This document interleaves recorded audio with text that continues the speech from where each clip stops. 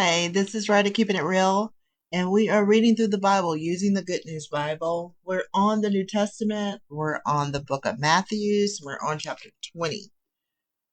So we're almost finished with the book of Matthew. I am going to go over the rest of these pictures from the Bible project because we're moving into another set of chapters, right? So they've broken this down by chapters, which makes it kind of easy to understand it. So we're getting ready to read 20.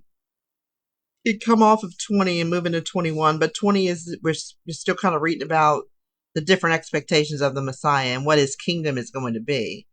And when we get into 21 through 25, it's going to be the clash of the kingdoms. Get closer. The clash of the kingdoms, where he's going to be riding in with, on the donkey, and the people are, Hosanna, Hosanna. They're thinking he is going to be their king, earthly king. So here's the clash, the critique of the Pharisees, where Jesus is going to say in chapters 23 and 25, what hypocrites they are. Nice picture. And then down here, we see where he asserts his authority. He saw the temple was compromised because of hypocrisy, and he turns over the tables. And the Pharisees are offended by that, so they decide to kill Jesus. And then I saw in this book that I found, I had it years ago, back in the 1990s, and I was reading about the New Testament with the pictures of the New Testament. And this was interesting to me. Where they had a picture of the temple. We're going to get to the reading in just a second.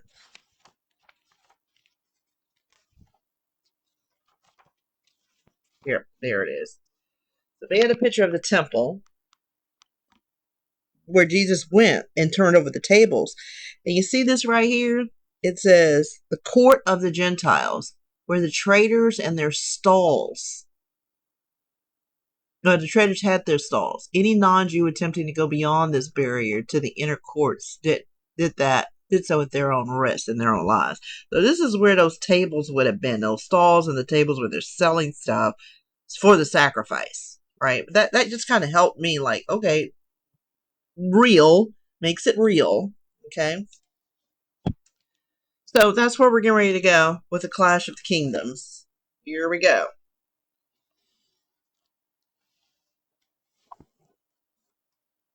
Chapter 20. The workers in the vineyard. Jesus is still teaching. He's still teaching the masses right now. Think about it like a sermon outside. The kingdom of heaven is like this. Once there was a man who went out early in the morning to hire some men to work in his vineyard. He agreed to pay them the regular wage, a silver coin a day, and sent them to work in his vineyard. He went out again to the marketplace at 9 a.m. and saw some men standing there doing nothing. So he told them, you also go and work in the vineyard, and I will pay you a fair wage. So they went. Then at 12 o'clock and again at 3 o'clock, he did the same thing. It was nearly 5 o'clock when he went to the marketplace and saw some other men still standing there. Why are you wasting the whole day here doing nothing? He asked. No one hired us, they answered. Well then, you go and work in the vineyard, he told them. When the evening came, the owner told the foreman, call the workers and pay them their wages, starting with those who were hired last and ending with those who were hired first. The men who had begun to work at 5 o'clock were paid a silver coin each. So when the men who were the first to be hired came to be paid, they thought they would get more. But they too were given a silver coin each. They took their money and started grumbling against their employer. These men who were hired last only worked 1 hour, they said, while we put up the whole day's work in the hot sun. Yet you paid them the same as you paid us. Listen, friend, the owner answered one of them. I have not cheated you. After all, you agreed to do a day's work for 1 silver coin. Now take your pay and go home. I want to give this man who was hired last as much as I gave you. Don't I have the right to do as I wish with my own money? Or are you jealous because I'm generous? And Jesus concluded, so those who are last will be first, and those who are first will be last. Ooh, that's a different way to look at that. Okay. Jesus speaks a third time of his death. As Jesus was going up to Jerusalem, he took the 12 disciples aside and spoke to them privately as they walked along. So now he's not talking to the group, he's just talking to his 12 disciples. Listen, he told them, we're going to go to Jerusalem, where the Son of Man will be handed over to the chief priests and the teachers of the law. They will condemn him to death and then hand him over to the Gentiles, who will make fun of him, whip him, and crucify him. But 3 days later, he will rise to life. Okay. A mother's request. Then the wife of Zebedee came to Jesus with her 2 sons, bowed before him, and asked for a favor. What do you want? Jesus asked her. She answered, promise me that these 2 sons of mine will sit at your right and your left hand when you are king. You don't know what you're asking for, Jesus answered. Jesus answered the sons, can you drink the cup of suffering that I'm about to drink? We can, they answered. You will indeed drink from my cup, Jesus told them, but I do not have the right to choose who will sit at my right and my left. These places belong to those with whom my Father has prepared them. When the other 10 disciples heard about this, they became angry with the 2 brothers. So Jesus called them all together and said, you know that the rulers of the heathen have power over them. You know that the rulers of the heathen have power over them, and the leaders have complete authority. This, however, is not the way it shall be amongst you. If one of you wants to be great, he must be the servant of the rest. And if one of you wants to be first, he must be your slave. Like the Son of Man, who did not come to be served, but to serve, and to give his life to redeem many people. Jesus heals 2 blind men. As Jesus and his disciples were leaving Jericho, a large crowd, so now he is leaving Jericho, and a large crowd is following him. 2 blind men who were sitting by the road heard that Jesus was passing by, so they began to shout, Son of David, have mercy on us, sir. The crowd scolded them and told them to be quiet, but they shouted even more loudly, Son of David, have mercy on us, sir. Jesus stopped and called them. What do you want me to do for you? He asked them.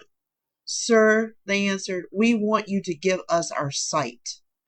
Jesus had pity on them and touched their eyes. At once they were able to see, and they followed him. God bless him who comes in the name of the Lord. That's from 21. That's when Jesus is coming in on the donkey. That's a beautiful picture right there. I'm going to enjoy coloring that. That is gorgeous. Wow. Now, we're on chapter 21. The triumphant entry into Jerusalem. He's like, I'm here. Picture me rolling. Tupac fans, you know what I'm talking about. Hey, picture me rolling. I'm rolling in. I'm rolling in like a king, baby. As Jesus and his disciples approached Jerusalem, they came to Bethphage at the Mount of Olives, where Jesus sent 2 of his disciples on ahead with these instructions.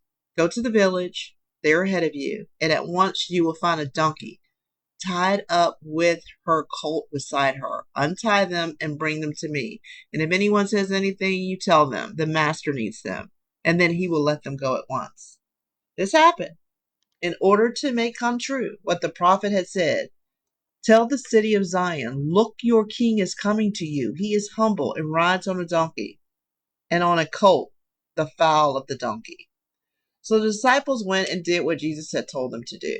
They brought the donkey and the colt, threw their cloaks over them, and Jesus got on. A large crowd of people spread their cloaks on the road, while others cut branches from the trees and spread them on the road. The crowds walking in front of Jesus and those walking behind began to shout, "Praise to David's son. God bless him who comes in the name of the Most High. Praise be to God." When Jesus entered Jerusalem, the whole city was thrown into an uproar. "Who is he?" the people asked. "This is the prophet, Messiah from Nazareth in Galilee," the crowds answered. Jesus goes to the temple. Jesus went into the temple and drove out all of those who were buying and selling there. He overturned the tables of the money changers and the stools of those who sold pigeons, and said to them, "It is written in the scriptures that God said, 'My temple will be called the house of prayer,' but you have making it into a hideout for thieves." The blind and the crippled came to him in the temple, and he healed them. The chief priests and the teachers of the law became angry when they saw the wonderful things he was doing. The children shouting in the temple, "Praise to David's son." So they asked Jesus, "Do you hear what they are saying?" "Indeed I do," answered Jesus. "Haven't you ever read the scriptures? You have trained children and babies to offer perfect praise." Jesus left them and went out of the city of Bethany, where he spent the night. Jesus curses the fig tree. On the way back to the city, early the next morning, Jesus was hungry. He saw a fig tree by the side of the road and went to it, but found nothing on it except leaves. So he said to the tree, "You will never again bear fruit." At once, the fig tree dried up. The disciples saw this and were astounded. "How did the fig tree dry up so quickly?" they asked.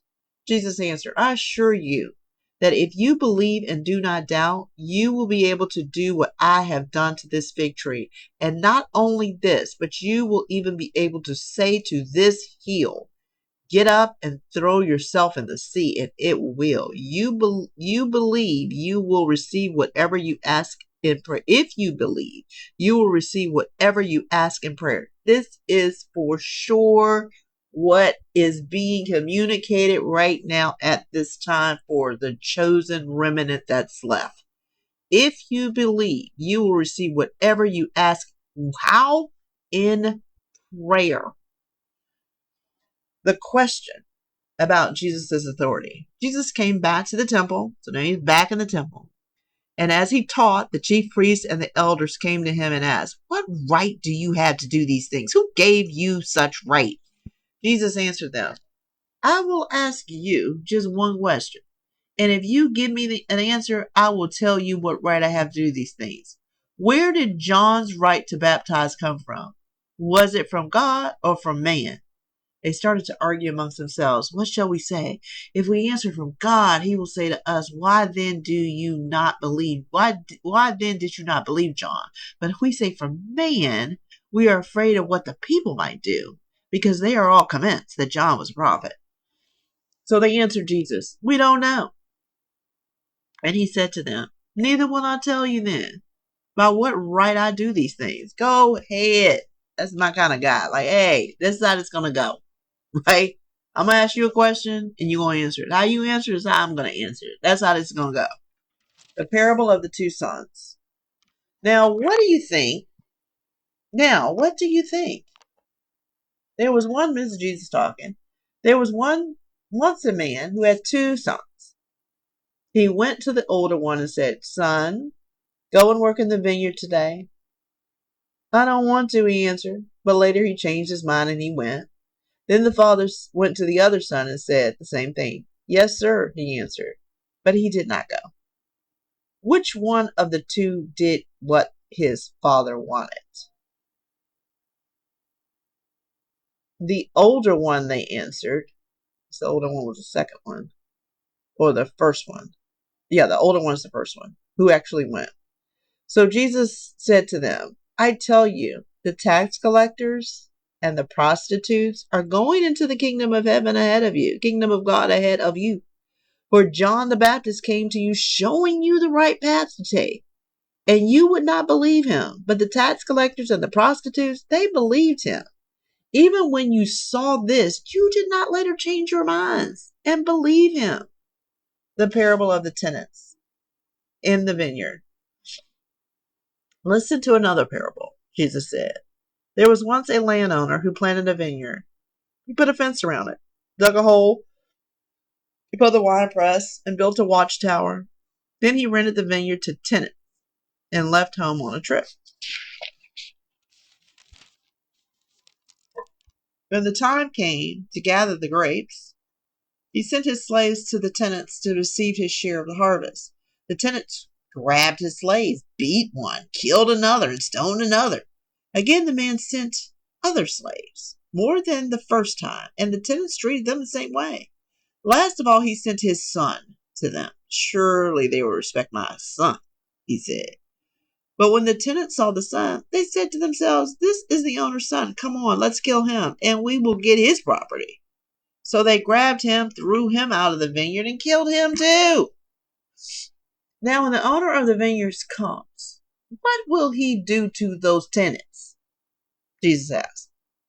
He will certainly kill those evil men, they answered. Rent the vineyard out to other tenants who will give him his share of the harvest at the right time. Jesus said to them, haven't you ever read what the scriptures say?